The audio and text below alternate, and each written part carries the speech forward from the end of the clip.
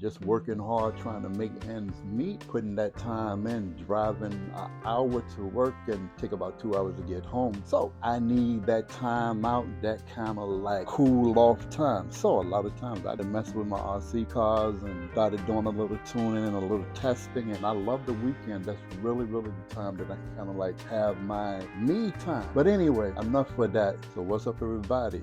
It's your boy OG from OGRC Drag Racing, and yes, I am bringing you another video talking about maintaining your RC car. Now, a lot of you guys might have just bought something and you decided that you want to, work with it. Now, if you got something like this, one thing I will tell you guys, especially if you just bought a RC vehicle, the first thing I would tell you when you get ready to start it up or get ready to set up and get to running it, before you do anything, be sure you turn on that remote control first. Be sure you do that. Turn on the remote control before you turn on the RC car.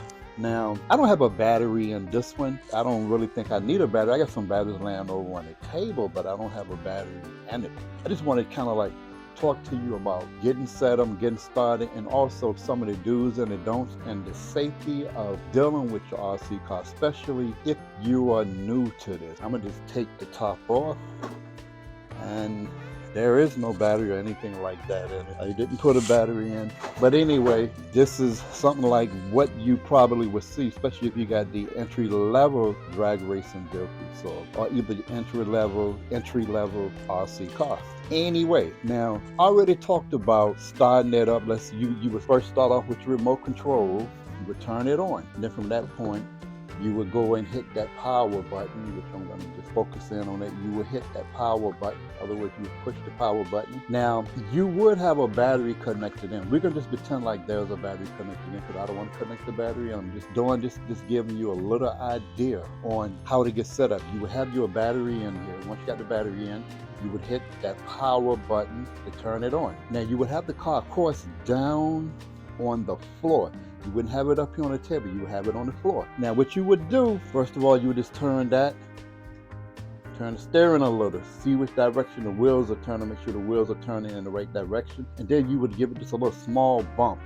Just bump it just a little bit to see is it backing up, is the car going forward. Now, most of the remote controls do have where you can make adjustments to them. You can make adjustments to the throttle and the steering and all of that, but I'm not going to go into that. I'm going to tell you to look at the instructions and the manual that came with your particular RC vehicle. Now, another thing too that's going to be very important, once you've been out there and you are driving your RC car, let's just say the battery goes all the way dead. The battery goes all the way out. Now that battery goes all the way dead and the car don't move anymore. Now, a lot of times people just assume that that's it. Now, remember, just because you're hitting the trigger and the car is not moving, it's not moving when you hit that trigger. Just because it's not moving, it still doesn't mean that it's not getting power.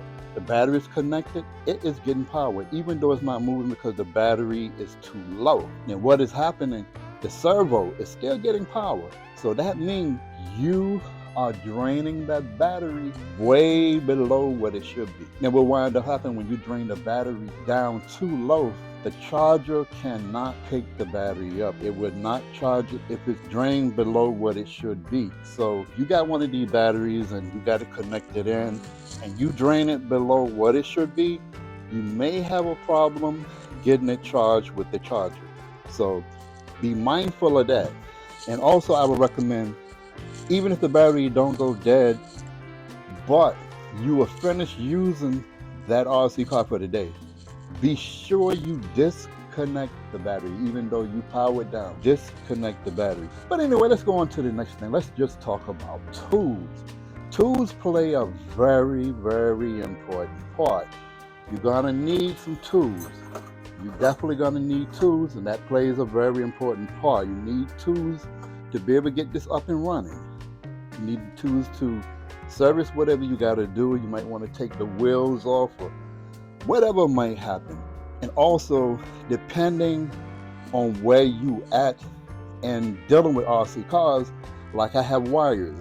These are 8-gauge wires, but I do have wires and also I do soldering.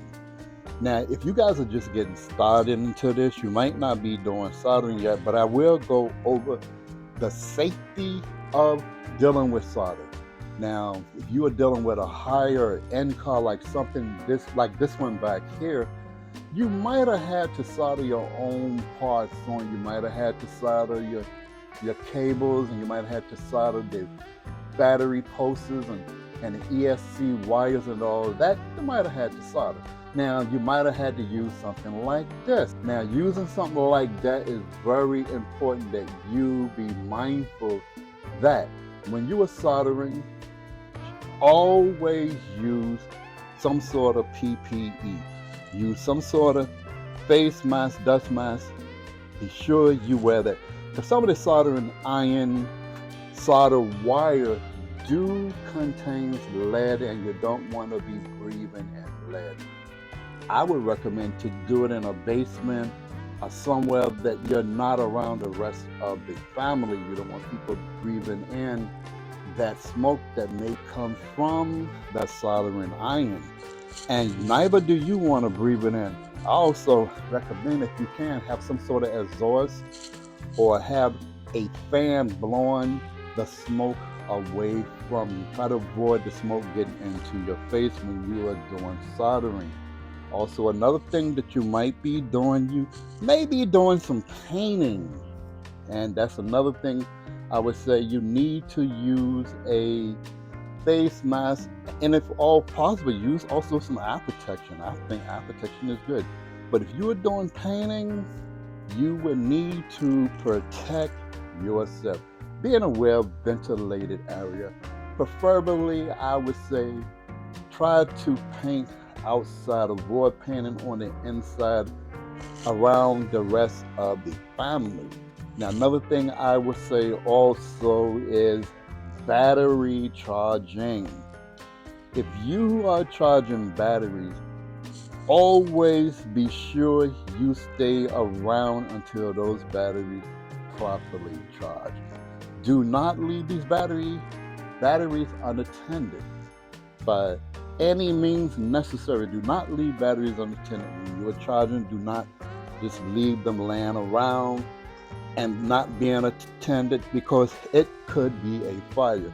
Now, also, I want to show you some other stuff. When it comes down to the charging of batteries, they do have, like the LiPo God case that you can put the batteries in that look like something like this. You unzip it and the battery goes on the inside, and they got a little opening on the side here for the wires to go through for the charging.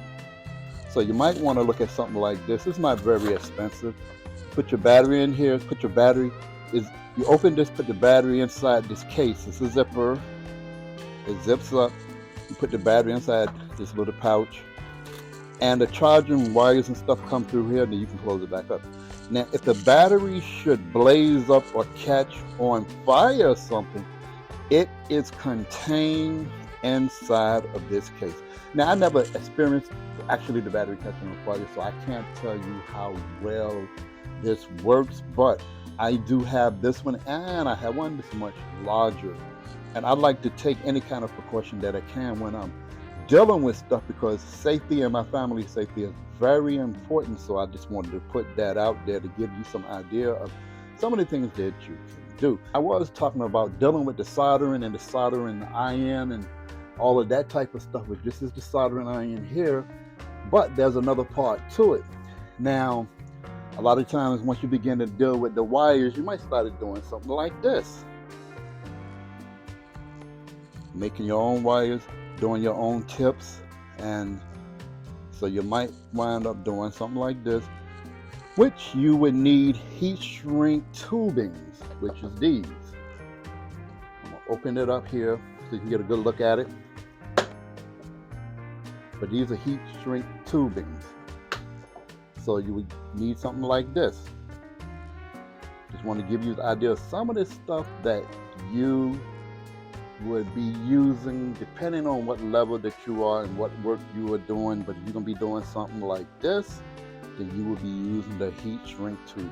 And also another thing, and I got to put that out there, A lot of times when you're doing this type of work, you would also be needing to get yourself a screw set. You cannot, I can't tell you how important it is to have a screw set. So you definitely need to get yourself a screw set doing this type of stuff. All right, everybody, that about concludes this video. This is all I have to tell you about this today. I'm going to ask you also to like and subscribe to this channel. Don't forget to hit that notification bell so you will be notified when I come out with more videos. But I'm going to say that I've heard the slogan say, let's make this country great again. Well, America, as far as I'm concerned, is great because we have great people, and you are great people. So, like I always say, may God bless America and may God bless you. Peace, and I'm out of here.